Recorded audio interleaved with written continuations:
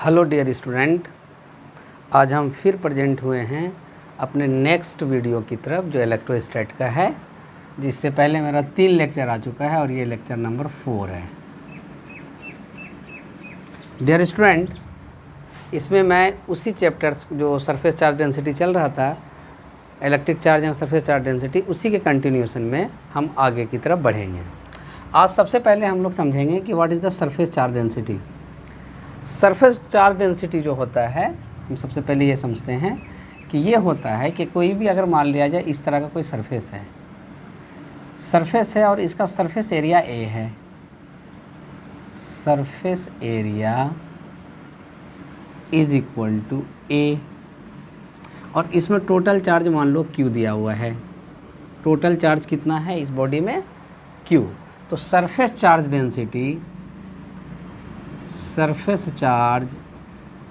Density इसको हम लोग सिग्मा से डिनोट करते हैं।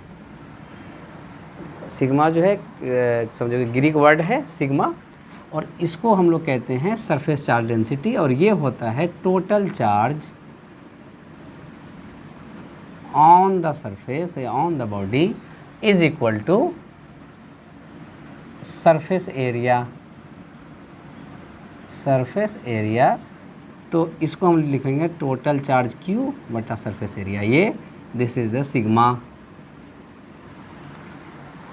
तो बच्चों क्या हुआ? Surface charge density sigma is equal to total charge on the body divided by area of the body. तो इसकी यूनिट को भी हम लोग देख लेते हैं। इसकी यूनिट क्या हो जाएगी? इसकी यूनिट होगी जो चार्ज की यूनिट है, फिर जो एरिया की यूनिट है। तो दिस इज द कूलम,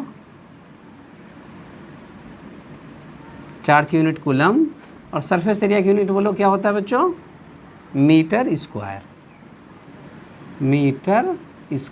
तो इसकी यूनिट हो जाएगी कूलम पर मीटर स्क्वायर। तो अगर मुझे किसी सरफेस में अगर मुझे सरफेस चार्ज डेंसिटी दिया हुआ है और मुझे टोटल चार्ज निकालना है, तो हम जाहिर सी बात है कि इसको जो है सरफेस चार्ज डेंसिटी को उसके सरफेस एरिया से मल्टीप्लाई कर देंगे। अब इसी में एक बात को हम लोग देखते हैं कि एक क्वेश्चन है, जो क्वेश्चन नंबर 9 है, जो मैंने पहले भी बताया था। वो क्वेश्चन नंबर 9 एम करीम का है। ये एम करीम की बुक का है। उसमें क्वेश्चन क्या कह रहा है? Can a body have a charge of 4.8 into 10 के power -20 coulomb.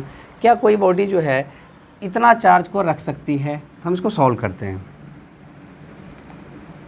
Solution number question number 9 जो आज का पहला सवाल है। तो कोई बॉडी जो चार्ज रखती है वो किस फॉर्म में रखती है? Ne के फॉर्म में। किस फॉर्म में रखती है बच्चों? Ne के फॉर्म में। तो that is Q is equal to N into e. Q is equal to N into E.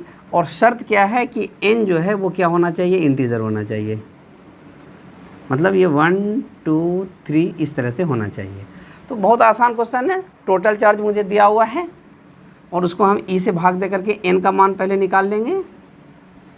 N is equal to क्या हो जाएगा? Q by E. और हम पहले यहाँ से निकाल लेते हैं। अगर N का मान इंटीजर आ गया तो हम ये कह देंगे कि हाँ, ये बॉडी इतना चार्ज रख सकती है। और अगर N का मान इंटीजर नहीं आया तो कभी भी कोई बॉडी इतने चार्ज को नहीं रख पाएगी।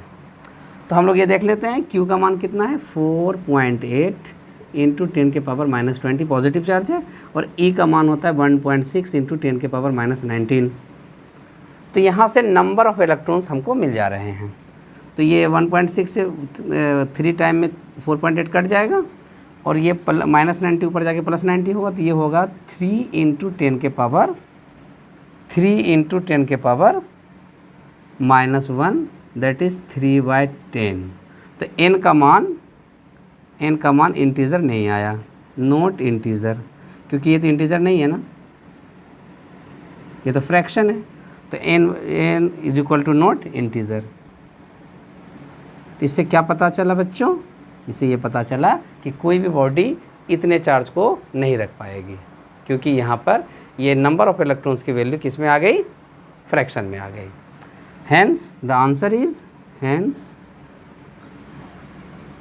दिस अमाउंट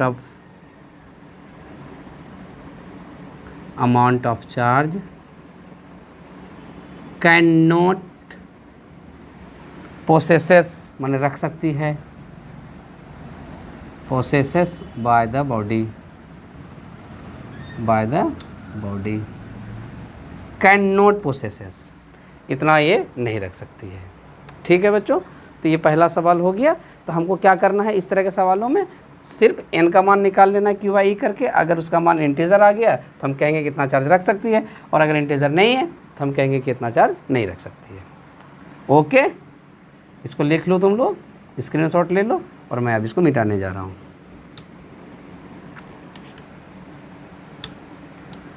अब अगला सवाल है जो सरफेस चार्ज डेंसिटी पर है, प्रश्न number 11। A sphere of radius 5 centimetre has a charge of 31.4 microcoulomb. Microcoulomb कितना होता है मैं बता दूंगा अभी। Calculate the surface charge density. तो सरफेस चार्ज डेंसिटी निकालना है, तो सरफेस चार्ज या सरफेस डेंसिटी ऑफ चार्ज, इसको सरफेस चार्ज डेंसिटी बोल सकते हैं, सरफेस डेंसिटी ऑफ चार्ज, कोई टेंशन नहीं, कुछ भी बोल सकते हैं। सिग्मा बराबर क्या होता है, टोटल चार्ज बटा सरफेस एरिया। तो टोटल चार्ज कितना दिया हुआ है, 31.4 माइक्रोकूलम। ये माइक्रो का चिन्ह है, माइक्रो, और एक माइक्रो का मान क्या होता है, 10⁻⁻⁶। इतना माइक्रो डिवाइडेड बाय ये क्या है, एक स्फीयर है, तो ये स्फीयर है, इसका रेडियस r दिया हुआ है, तो इसका एरिया क्या हो जाएगा, स्फीयर है, उसका रेडियस r है, तो इसका सरफेस एरिया कितना हो जाएगा, 4πr²। कितना होता है बच्चों, 4πr²। तो एरिया की जगह पर हम रख देंगे 4πr²। तो फिर इसको सॉल्व कर लें, 31.41 माइक्रो है, तो इसको माइक्रो में ही रहने दें अभी, कूलम, और इसकी वैल्यू को निकालें 4 × 3.14 पाई का मान, और रेडियस कितना दिया हुआ है 5 सेंटीमीटर, तो इसको मीटर में बदलना होगा। यहाँ इसका r का मान है 5 सेंटीमीटर, तो 5 × 10⁻⁻² मीटर, क्योंकि 100 सेंटीमीटर बराबर 1 मीटर होता है, तो 1 सेंटीमीटर पर 1/100 मीटर होगा। तो इसका हमको स्क्वायर करना होगा, 5 × 10⁻⁻² का होल स्क्वायर कर दें, और इतना माइक्रोकूलम पर मीटर स्क्वायर होगा। ठीक है बच्चों, अब हम लोग ये करें कि ये 31.41 × इसको बदल दें 10⁻⁻⁶, और इसको जब मल्टीप्लाई करोगे तो ये हो जाएगा 12.42 नोट 42, और इसको जब गुना करेंगे तो ये आ जाएगा 25 × 10⁻⁻⁴ कूलम पर मीटर स्क्वायर। ये सरफेस चार्ज डेंसिटी आ जाएगा। अब इसको तुम कैलकुलेट कर लो, कैलकुलेट करके देखो इसका आंसर कितना आता है।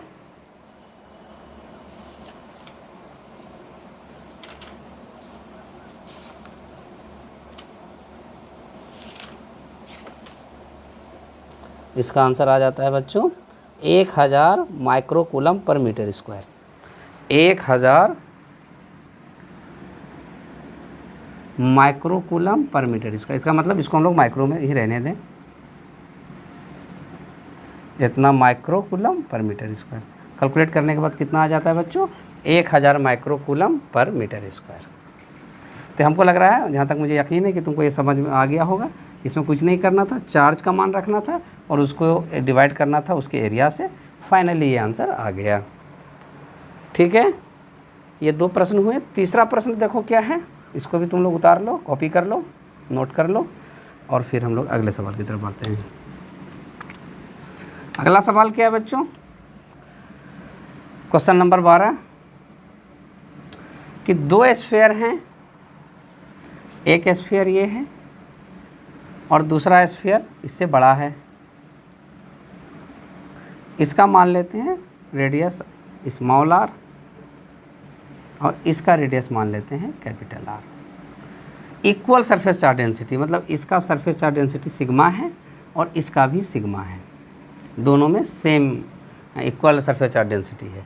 If their radius R in the ratio 1:4, इसका मतलब यदि इसकी जो त्रिज्या है उसका रेशियो 1/4 हो, मतलब r/r ये हो 1/4। ठीक है बच्चों, तो हमको क्या निकालना है, calculate the ratio of charge. तो अगर मान लेते हैं इस पर चार्ज कैपिटल Q है और इस पर कैपिटल स्मॉल q है, इस पर कैपिटल Q है, तो हमको क्या निकालना है, calculate the ratio of charge. इसका मतलब हमको Q/Q की वैल्यू निकालना है। This is the ratio of the charges Q/Q। तो हम क्या लगा देंगे फिर, सरफेस चार्ज डेंसिटी बराबर क्या लगा देंगे, Q/एरिया, यही लगाएंगे।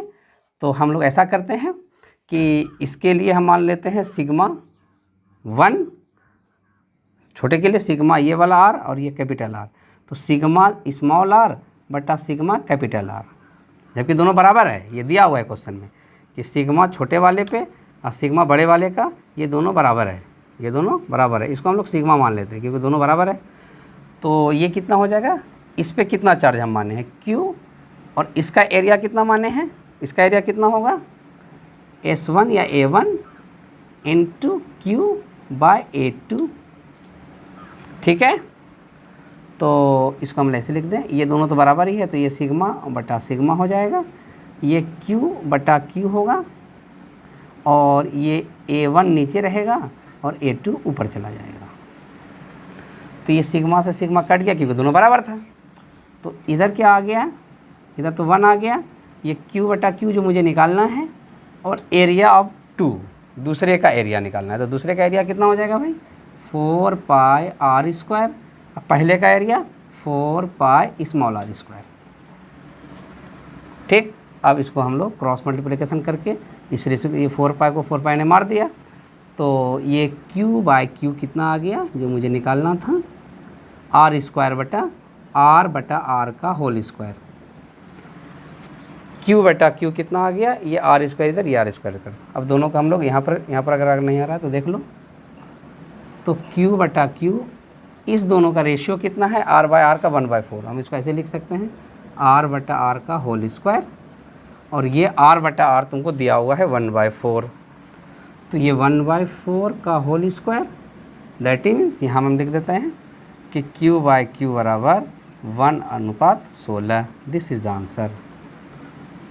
तो बहुत ही आसानी से हम लोग अगर किसी सरफेस पे चार्ज डेंसिटी दिया हुआ हो और उसका एरिया दिया हुआ हो तो हम आसानी से चार्ज निकाल सकते हैं। इवन 2 हो तो दोनों का हम लोग रेशियो भी निकाल सकते हैं। तो मुझे लग रहा है कि ये सब बातें तुमको समझ में आ गई होगी। थैंक यू बेटा। अगले क्लास के लिए हम लोग फिर से नेक्स्ट लेक्चर में आकर के हम इस पे और बातें करेंगे, कुछ और नई बातें सीखेंगे। Thank you.